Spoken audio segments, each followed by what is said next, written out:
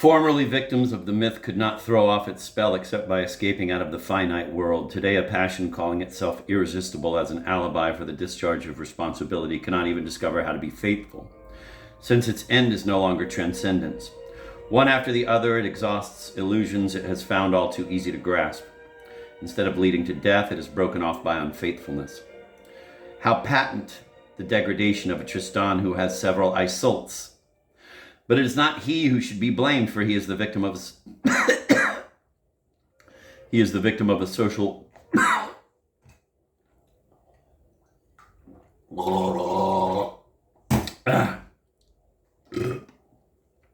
But it is not he who should be blamed, for he is the victim of a social organization in which the obstructions have been cheapened. They break down too soon before the undertaking has been completed. A soul that sets out to rise in opposition to and above the world has incessantly to begin its ascent afresh, and thereupon a modern Tristan lets himself turn into the antithetical Don Juan type, the man of successive love affairs. The categories break down and the experience itself ceases to be outstanding. Alone, the mythical Don Juan could evade this consummation. But he knew no Isolt, no unattainable passion, neither past nor future, nor sensual anguish. He lived always in the present, having no time to love, to wait, or to remember. And nothing that he desired could resist him, because he loved not what did resist. To love in the sense of passion love is the contrary of to live. It is an impoverishment of one's being, an ascesis without sequel, an inability to enjoy the present without imagining it as absent, a never-ending flight from possession. To love with passion love meant to live for Tristan, as the true life which he summoned was transfiguring death. But we have lost transcendence. Death is but a slow consumption.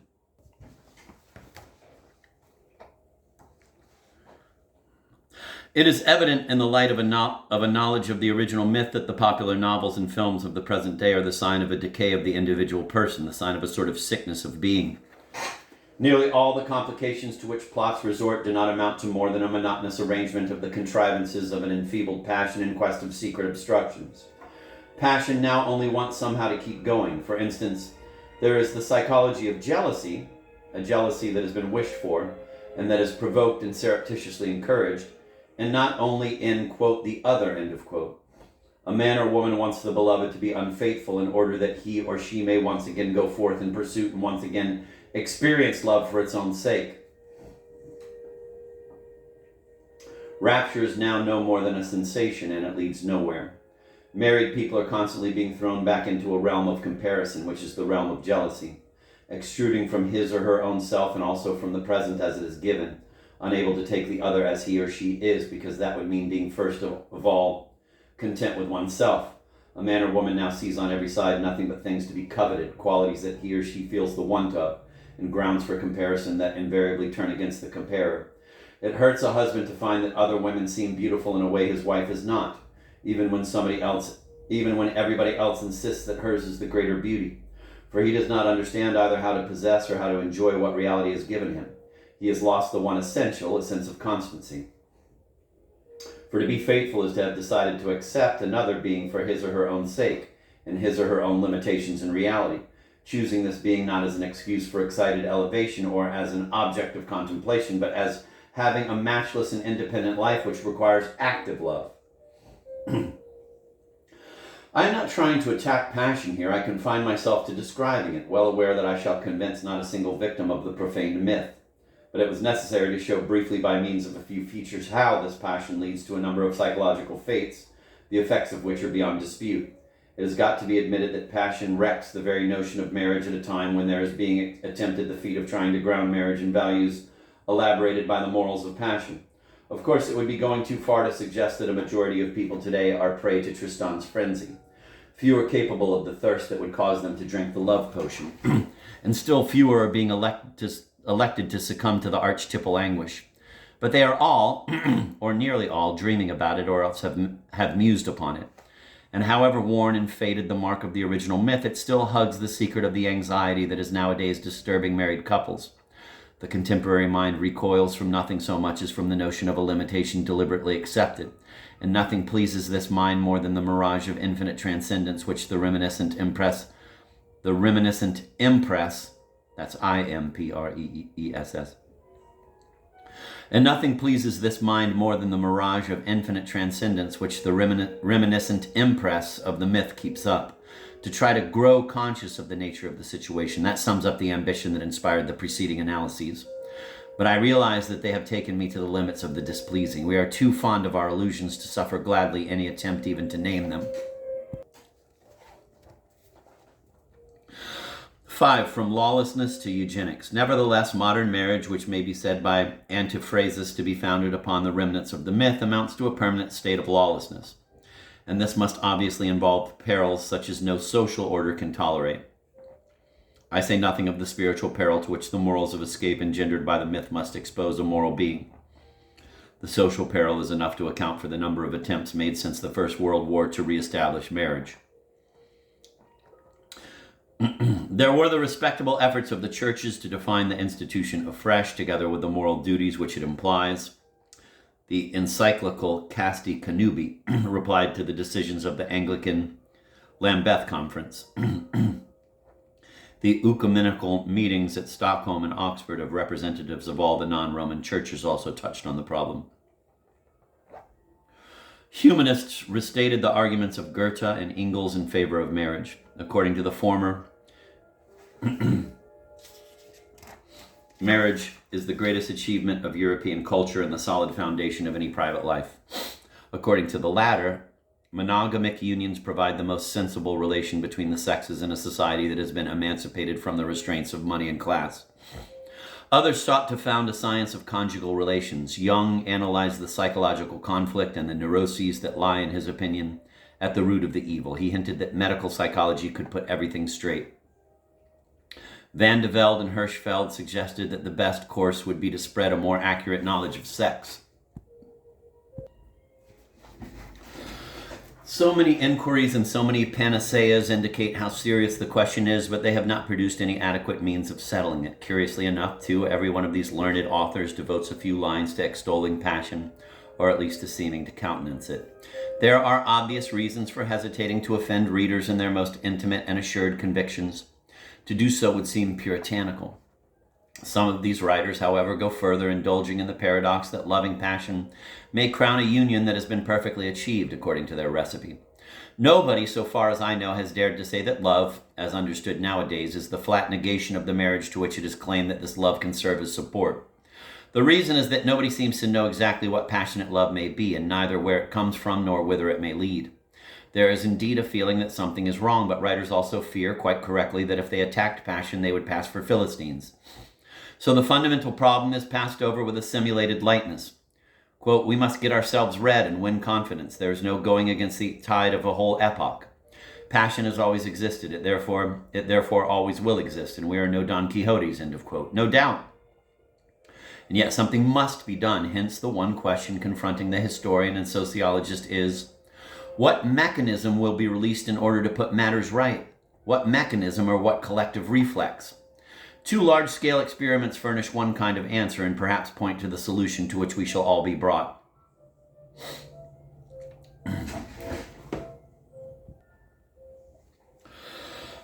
Revolutionary Russia was the scene of a youthful outburst of sex, which it is tempting to regard as unprecedented in European annals. Actually, similar happenings occurred among the youth in so-called bourgeois countries. But in Russia, principles of emancipation were advertised. Elsewhere, the young were content to put these principles into practice. As for marriage, theoretically, it was swept away during the early stages of the Soviets. Nihilist or romantic intellectuals had inspired the young Bolshevist leaders with a doctrine that found expression in unmarried cohabitation, abortion, and the desertion of babies. In short, in whatever was imagined to defy reactionary prejudices mistakenly thought to have been fostered by bourgeois capitalism. Lenin, in a famous letter to a woman Bolshevist named Zetkin, describes this collapse of morals and protests with all the vigor of a professional revolutionary and hence of a Puritan against the sexual lawlessness which, using the words in their contemptuous Marxian sense, he termed petit bourgeois. 20 years later, a restoration of morals had been achieved. not owing to any sudden revival of virtue, nor thanks to the efforts of some philanthropic society, but as a result of the deliberate action of a dictatorship fully alive to the conditions requisite for its survival. Stalin's immediate aim was to rebuild the framework of his nation. For in the absence of a framework, economic life was in danger of collapse, and national defense could not be organized without constant appeal to the passion of the early revolutionaries. And it was precisely this passion that Stalin had determined to get rid of. To lay down new social foundations, and especially that most stable and most stabilizing of units, the family, became therefore a vital necessity. The nature of the mechanism of productivist dictatorship compelled the so-called socialist state to decree a series of laws against divorce, which was made more burdensome, and against abortion and the deserting of babies born out of wedlock. The sudden severity of these laws, the psychological shock which they inflicted, propaganda and measures enabling the police to keep a watch on private life, transformed the moral atmosphere of Russia around about the year 1936. Marriage was instituted again on strictly utilitarian, collectivist, and eugenic principles, and there was promoted a spirit in which individual problems tended to lose all their dignity.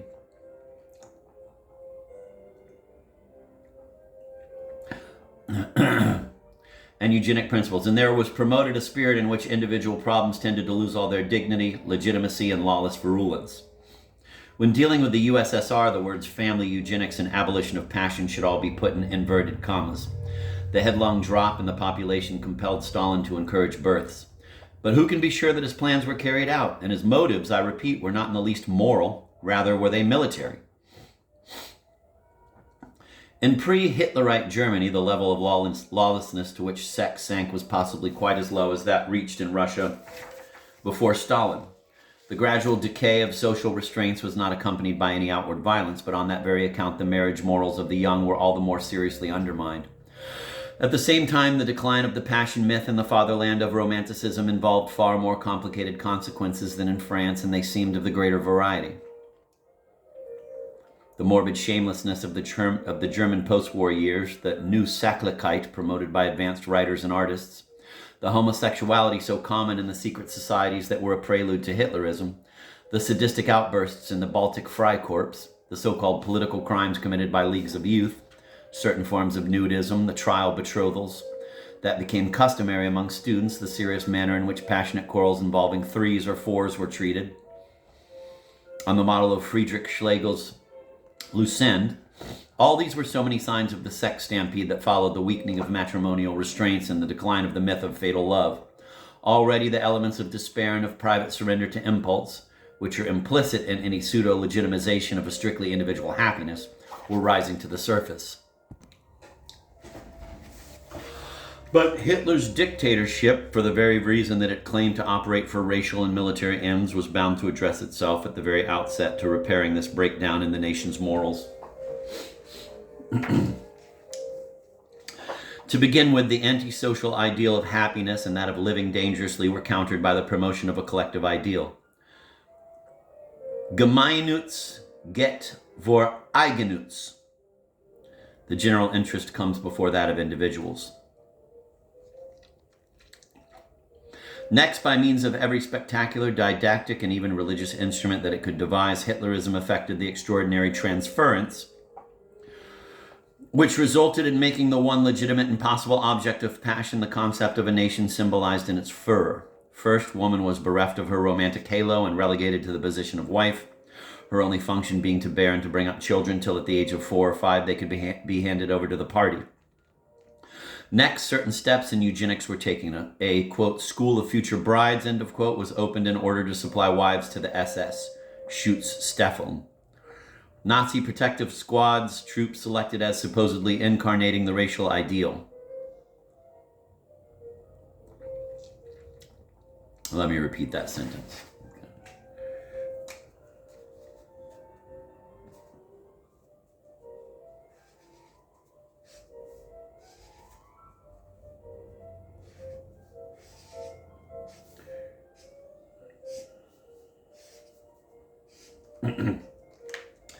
A school of future brides was opened in order to supply wives to the SS, Schutzstaffeln, Nazi protective squads, troops selected as supposedly incarnating the racial ideal.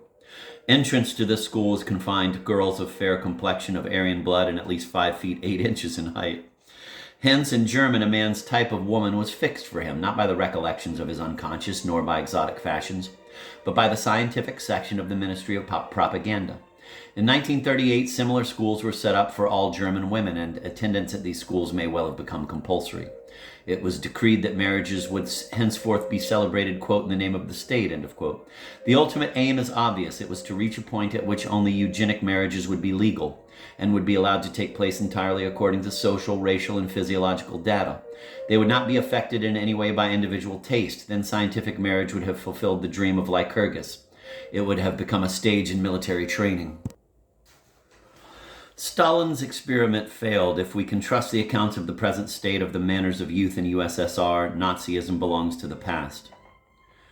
Yet the totalitarian temptation is still there. We are not forbidden to imagine that our democracies will one day yield to it in the name of some science or sociological hygiene. The enforced practice of eugenics may succeed there where all moral doctrines had failed, resulting in the effective disappearance of any spiritual and hence artificial need of passion. The cycle of courtly love would be complete. The Europe of passion would be no more. A new and unforeseeable Europe would be taking its rise in the laboratory. The significance of the breakdown. The better to see our situation, let us look at America. That other Europe which has been released from both the routine practices and traditional restraints of the old.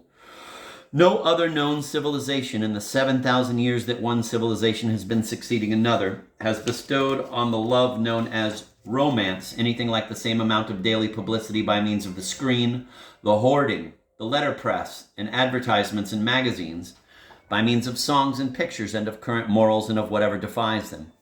No other civilization has embarked with anything like the same ingenuous assurance upon the perilous enterprise of making marriage coincide with love thus understood, and of making the first depend upon the second. During a telephone strike in 1947, the women operators in the county town of White Plains near New York received the following call, quote, "My girl and I want to get married. We're trying to locate a justice of the peace. Is it an emergency?" End of quote. The women telephone operators decided forthwith that it was, and the newspaper which reported the item headed it, quote, "Love is classified as an emergency," end of quote. This commonplace newspaper cutting provides an example of the perfectly natural beliefs of Americans. And that is how it is of interest. It shows that in America, the terms love and marriage are practically equivalent. That when one loves, one must get married instantly. And further, that love should formally overcome all obstacles, as is shown every day in films, novels, and comic strips. In reality, however, let romantic love overcome no matter how many obstacles, and it almost always fails at one. That is the obstacle constituted by time. Now, either marriage is an institution set up to be lasting, or it is meaningless. That is the first secret of the present breakdown, a breakdown of which the extent can be measured simply by reference to divorce statistics, where the United States heads the list of countries. To try to base marriage on a form of love which is unstable by definition is really to benefit the state of Nevada. To insist that no matter what film, even one about the atomic bomb, shall contain a certain amount of the romantic drug, and romantic more than erotic, known as love interest, is to give publicity to the germs that are making marriage ill, not to a cure. Romance feeds on obstacles, short excitations, and partings. Marriage, on the contrary, is made up of want, daily propinquity. Daily propinquity, that's a new one. Marriage, on the contrary, is made up of want, daily propinquity, growing accustomed to one another. Romance calls for the faraway love of the troubadour's marriage for love of one's neighbor. Where then a couple have married in obedience to a romance, it is natural that the first time a conflict of temperament or of taste becomes manifest, the parties should each ask themselves, "Why did I marry?" And it is no less natural that, obsessed by the universal propaganda in favor of romance, each should seize the first occasion to fall in love with somebody else. And thereupon it is perfectly logical to decide to divorce so as to obtain from the new love which demands a fresh marriage a new promise of happiness. All three words, marriage, love, happiness, being synonyms, thus remedying boredom with a passing fever. Quote, "He for the second time, she for the fourth," end of quote. American men and women go in quest of, quote, "adjustment," end of quote. They do not seek it, however, in the old situation, the one guaranteed, quote, "for better, for worse," end of quote, by a vow. They seek it, on the contrary, in a fresh, quote, "experience," end of quote, regarded as such. and affected from the start by the same potentialities of failure as those which preceded it. That is how divorce assumes in the United States a less disastrous character and is even more normal than in Europe.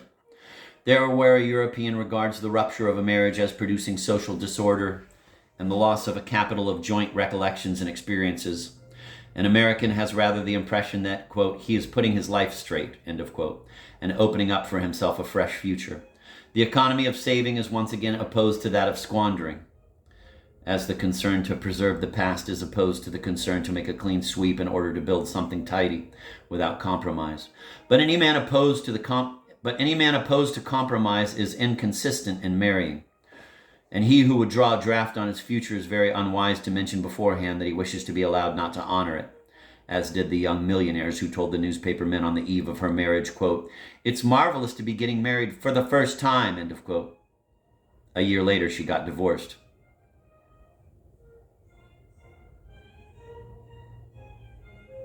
Oh, the sentence, I don't think I said millionaire-ass. As did the young millionaire-ess who told the newspaper men on the eve of her marriage, it's marvelous to be getting married for the first time, end of quote. A year later, she got divorced. Whereupon a number of people proposed to forbid divorce, or at least to render it very difficult. But it is marriage which, in my opinion, has been made too easy through the supposition that let there be love and marriage should follow, regardless of outmoded conventions of social and religious station, of upbringing and substance. It is certainly possible to imagine new conditions which candidates for marriage, that true coexistence which should be enduring, peaceable, and mutually educative, should fulfill. It is possible to exact tests or ordeals bearing on whatever gives any human union its best chances of lasting, aims in life, rhythms of life, comparative vocations, characters, and temperaments. If marriage, that is to say lastingness, is what is wanted, it is natural to ensure its conditions. But such reforms would have little effect in a world which retained, if not true passion, at least the nostalgia of passion that has grown congenital in Western man. When marriage was established on social conventions, and hence from the individual standpoint on chance, it had at least as much likelihood of success as marriage based on love alone. But the whole of Western evolution goes from tribal wisdom to individual risk. It is irreversible, and it must be approved to the extent it tends to make collective and native destiny depend on personal decision. When marriage was established on social conventions, and hence from the individual standpoint on chance, it had at least as much likelihood of success as marriage based on love alone. But the whole of Western evolution goes from tribal wisdom to individual risk. It is irreversible, and it must be approved to the extent it tends to make collective and native destiny depend on personal decision. It is also clear that the present breakdown of marriage in Europe as in America results from a plurality of profound or proximate causes, of which the cult of romance is but an instance. But it was my due to myself to insist on it here. For the quest for individual happiness to have precedence on social stability, and for respect of psychological evolution to have precedence on the meaning of a vow, is something which can be connected with the romantic complex. But there is more to it, and in other domains or at other levels of reality, at times social and at other times cyclical. Not cyclical, psychical. Psychical. At times social and at other times psychical. Woman's emancipation, her entrance into the professions, and her claim to equality of treatment is a perceptible factor in the breakdown. The popularization of psychological knowledge is another. Men and women of the 20th century, even with only a smattering of the existence of Freudian complexes, of the play of repressions and inhibitions, and of the origin of neuroses, are inclined to require more than their ancestors did from marriage and from conjugal life.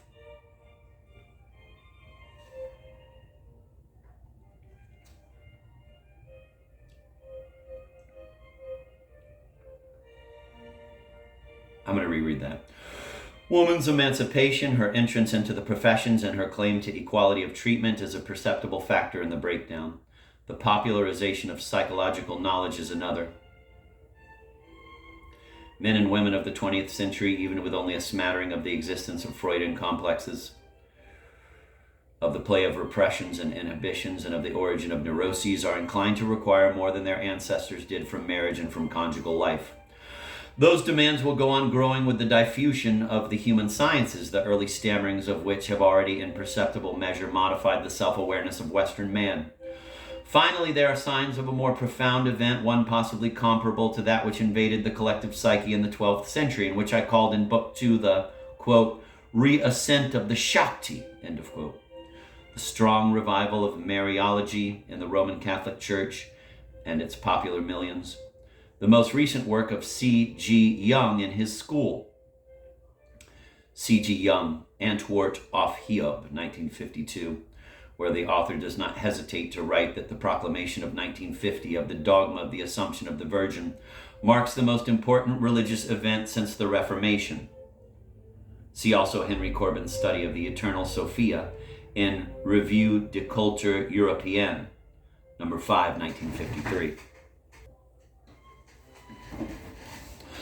The strong revival of Mariology in the Roman Catholic Church with its popular millions, the most recent work of C.G. Jung in his school on the Eternal Sophia, wisdom, and Mother Virgin, and also, and really otherwise, the revival of interest in Catharism shown by the avant-garde of European literature, and in the elevation of the child woman, savior of rational man, or the repeated announcement that the feminine principle is about to get even with patriarchal pretensions. Notably, and in addition to the works cited above on Catharism and courtly love, such books as Arcane 17 by André Breton, the lyrical novels of Julien Gracq, the studies by Robert Graves concerning the great goddess, and by Adrian Turrell on matriarchates. All that allows the premonition of a vast evolution of the modern psyche in prospect, and even though the first principle and the implications of such an evolution are withheld from us, nevertheless an evolution that will possibly provide the future historians of our Western society with the key to a breakdown of which we so far see the superficial, sporadic, and incoherent symptoms. We can feel how vain any attempt would be at present to resolve the contradictions which so many men and women put up with in marriage. Harmonization or a new equipoise is being worked out, perhaps invisibly. Its nature keeps it, for the present, out of range of individual awareness. Any solution that I might be tempted to offer, even if deemed, quote, it, end of quote, in the next century, would be stamped today as ineffectual, or, if it could affect anything, would do more harm than good. If I had hit upon it and had the power to make my contemporaries adopt it, I should carefully refrain from doing so, for a breakdown of this sort is no accident. To try to arrest it as a fever is stopped would not be so much to cure it as to deprive ourselves of any prospect of one day understanding its secret, and it would be at the same time a kind of cheating, either because a solution would mean really no more than an attempt to get back to the former equipoise, and how precarious that was the breakdown itself shows. And how precarious that was the breakdown itself shows, or else because any solution must cast over the future of the community a theory of precepts reasonable enough in themselves, but the remote effects of which cannot be estimated so long as the general significance of the breakdown escapes us. We shall be better employed in deciphering the message and in patiently decoding the ambiguous tidings which the breakdown brings us concerning ourselves, concerning our secret wishes, the genuine tendency, possibly creative, sometimes betrayed in our rebellions, our ingenuous illusions, and our sins, to seek to repair the breakdown of marriage by means of moral, social, or scientific measures inspired by the sole desire to stop further damage, might very well be to deny arbitrarily to this breakdown what seems to be its actual character, namely that of a quest, as yet carried on blindfolded,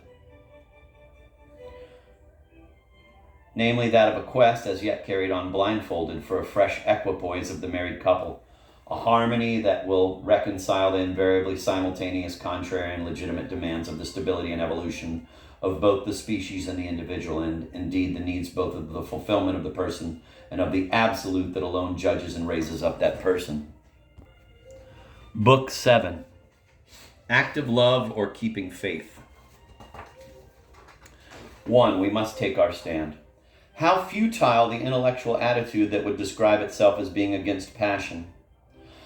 There is no arguing with passion, no reasoning with it, for it does not wish to have reason on its side. To succumb to passion is precisely to rest content with being in the wrong according to the world, in the great irrevocable wrong of preferring death over life. To attack passionate love successfully would require spiritual violence more lethal than this love itself. For first and last, at the beginning and the end of passion, there is no delusion about man or about God, and a fortiori, no moral delusion, but a crucial decision. A man wishes to be his own God. I confine myself to the limiting case of Tristan. There are cases of passion in Christian marriage and in passion cases of the married status. Passion brands the heart the moment the cold-blooded serpent, the complete cynic, has whispered his eternally unfulfilled promise. Eritis sicut Dei. How artless and innocent the moralist who thought to turn a man from taking this fatal divinizing road by demonstrating to him that it leads to ruin, by pleading every earthly reason and offering him the support of all the arts of living, when earth is what this man contemns. Contemns is spelled C-O-N-T-E-M-N-S. When earth is what this man contemns, and life is the fault he regards as needing to be redeemed, such a man's passion can be overcome only by killing him before he can kill himself and in some other way that he wishes to die. As for rendering innocuous the area of culture in which passion has dug its roots, that is a task that the state will probably see to as part of its hygienic policy. But for me, here and now, the problem offers no loophole through relying upon the time to come. If indeed we must assume that nobody can be aware of the nature of his own desires nor plumb the depths of his own most secret inclinations, at least each may survey what he has done and face the consequences of the decisions he has ventured. All I now intend to offer then is a statement of the stand I personally have taken, of the choice that I am conscious of having made my own life. It is no cut and dried solution. Probably there is no solution, as I have said above. Even were such a solution possible, it could avail only for me alone. Nobody ever decides except for himself.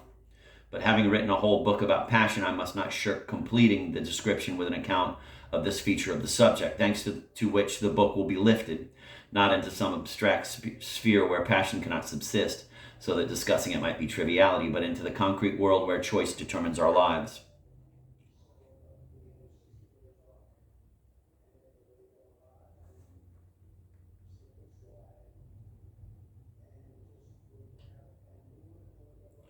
Two, a critique of marriage.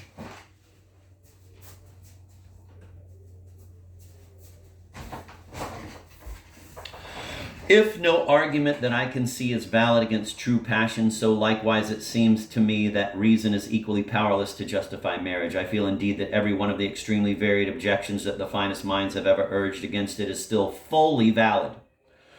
At all times the Philistines' reasons have betrayed a bad conscience, beside the romantic's ironies, but in the face of plain veracity, these reasons are utterly put to rout. The notorious peaceful fireside only exists at the level of a certain political speechifying, either middle class or aiming to edify. Tolstoy describes it as hell, and I think he deserves the greater credence. Inasmuch as when taken one by one, most human beings of both sexes are either rogues or neurotics, why should they turn into angels the moment they are paired? Push open the first door that offers. The quiet which a wife is supposed to ensure the noble breadwinner, on his returning home at night, exhausted and anxious to relax in domestic peace, ranges 9 times out of 10 from a restless running to and fro of little attentions to an uncontrolled bawling. Or some of the peaceful conversation that enlivens the domestic hearth of a businessman or mechanic selected at haphazard and made into a gramophone record, censorship would for once have established a raison d'etre.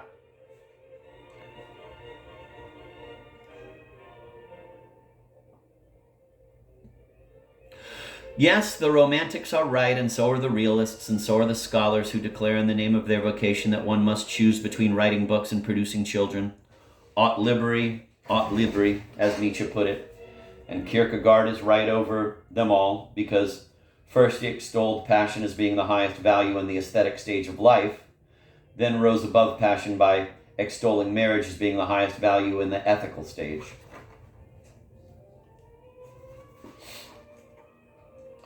The fullness of time, and finally condemned marriage as the highest obstruction in the religious stage, since marriage fetters us to time where faith requires eternity.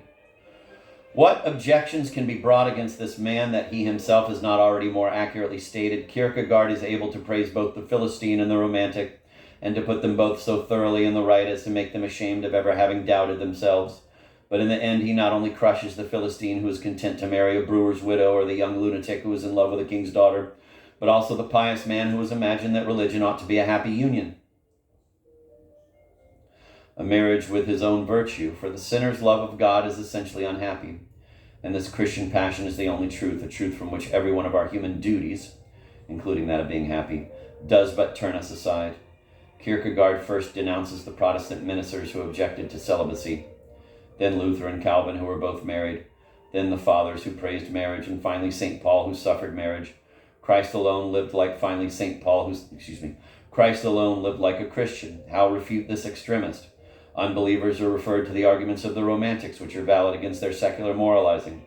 The believers to the arguments of St. Paul, which are valid against their humanism. What does the apostle say? Quote, "It is good for a man not to touch a woman, nevertheless to avoid fornication.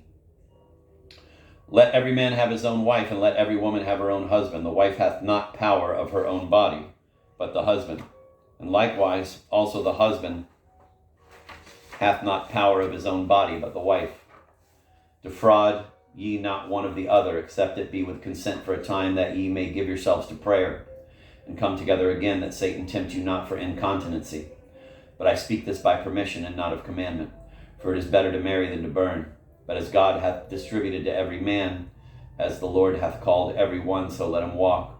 Let every man abide in the same calling wherein he was called. They that use the world be as not abusing it. For the fashion of this world passeth away." End of quote. And here comes the finishing stroke. Quote, "He that is unmarried careth for the things that belong to the Lord, how he may please the Lord. But he that is married careth for the things that are of the world, how he may please his wife." End of quote. Everything to be urged against marriage is true, and therefore should be urged against it, either from the Romantic standpoint, if we believe in Iseult, or from the standpoint of the wholehearted scholar, if we believe in our work, or from the purely spiritual standpoint, if we believe. Hence, it is impossible to uphold marriage till we have passed beyond the two criticisms and are on the way to the third. That is, till we are keeping steadily before us the inhuman requirement of perfection as a perpetual question, as a goad that can prevent us from again exposing ourselves to human objections.